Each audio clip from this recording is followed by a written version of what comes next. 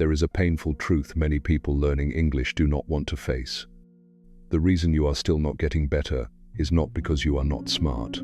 It is not because your pronunciation is bad, because you have no talent, or because you started too late. It is because every single day, you are repeating small habits that quietly make you lose. And the scariest part is this: those habits look harmless. They make you feel like you are trying, when in reality, you have not truly moved forward at all. So many people begin learning English with beautiful hope. They download apps, buy a new notebook, save dozens of pronunciation videos, and promise themselves that tomorrow they will finally get serious. In the beginning, everything feels exciting. They believe that if their determination is strong enough, they will soon be able to speak, listen, and use this language the way they have always dreamed of. But after a few days, the excitement begins to fade. The study routine starts to break. One day they are busy, one day they are tired, one day they just want a little break. And that little break slowly turns into weeks, months, even years. The saddest part is that most of them do not fail because they are lazy. They fail because they study with emotion, not with a system. They wait for motivation before they begin. They wait for a perfect day when their mood is good enough, their schedule is free enough, and their mind is clear enough. But life never works that way. Work is still exhausting. Phones are still distracting. Insecurity is still there. And English slowly becomes another unfinished dream, sitting silently in the corner of their life, collecting dust year after year. But that is still not the most painful part. The most painful part is what happens after quitting too many times.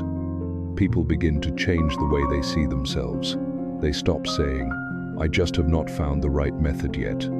Instead, they begin to say, "Maybe English is not for me. Maybe I am too slow. Maybe it is too late for me to start again." What began as a failure in strategy becomes a judgment against the self, and that false belief is what drags them down the most. There was once a young man like that. Every year he set a goal to learn English. Every year he started with excitement. He bought new books. He watched motivational videos. He wrote down a beautiful study schedule. But after a short time, everything always returned to the same place. He procrastinated. He was afraid to speak. He felt embarrassed whenever he pronounced something wrong. Every time he heard someone speaking fluently, he felt even smaller. He did not hate English. He only started to hate the helpless feeling inside himself whenever he had to face it. Then one day, he realized something important. The problem was not that he was not trying hard enough. The problem was that he was building a big goal on top of small, conflicting habits. He wanted to become good at English, but he stayed up late and tried to study while exhausted. He wanted to speak fluently, but he barely opened his mouth all day. He wanted to remember vocabulary for a long time, but he only studied when he felt like it. He wanted to change his life, but he was still holding on to the same old way of living. And that was the moment he understood. If he truly wanted to learn English well, he first had to change the way he lived with learning every day. From that day on, he stopped chasing the goal of becoming good quickly. He started with very small changes. Every morning, instead of picking up his phone and scrolling mindlessly, he spent 10 minutes listening to a short English audio, not too long, not too stressful. Just enough to let his brain become familiar with the sound of the language every single day. He stopped forcing himself to study for 2 hours at once. He broke learning into short but consistent sessions. He attached English to real life, instead of locking it inside heavy study sessions. Then he changed another habit. He stopped waiting for inspiration. Whether he felt happy or tired, whether he studied well or badly, he still showed up at his desk at the same hour every day. Some days he only studied for 15 minutes. Some days his mind felt completely blank.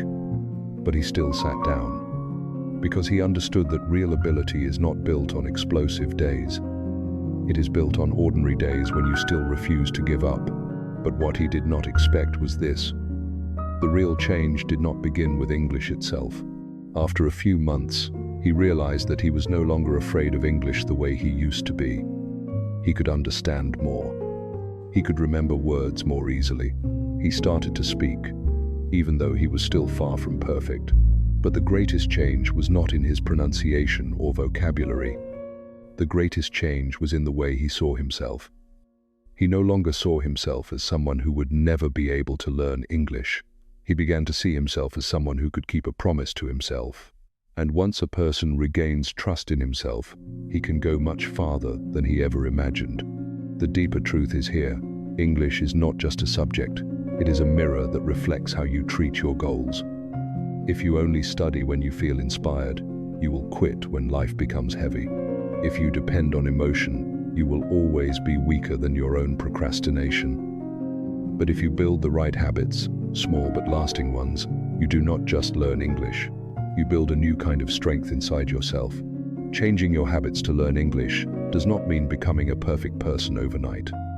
It may begin with sleeping a little earlier so your mind is clearer, turning off one more mindless scroll to gain 15 minutes of listening practice, speaking alone in front of the mirror instead of waiting until you are good enough to open your mouth, writing down 5 new words a day instead of cramming 50 and forgetting them all. These changes are so small that many people overlook them, but it is the small things repeated again and again that quietly create a completely different person. Many people believe that to change their results, they need one huge wave of determination. But sometimes, what saves a person is not a dramatic burst of motivation. It is a small habit practiced long enough to become part of who they are. When you no longer have to fight yourself every day just to begin, when learning becomes as natural as brushing your teeth or drinking water, English stops feeling like a burden. It becomes a part of your life, and that may be the deepest lesson of all. What keeps us from growing is often not a lack of ability, but an old way of living that quietly keeps pulling us back. You do not need to become the best. You do not need to learn the way everyone else does.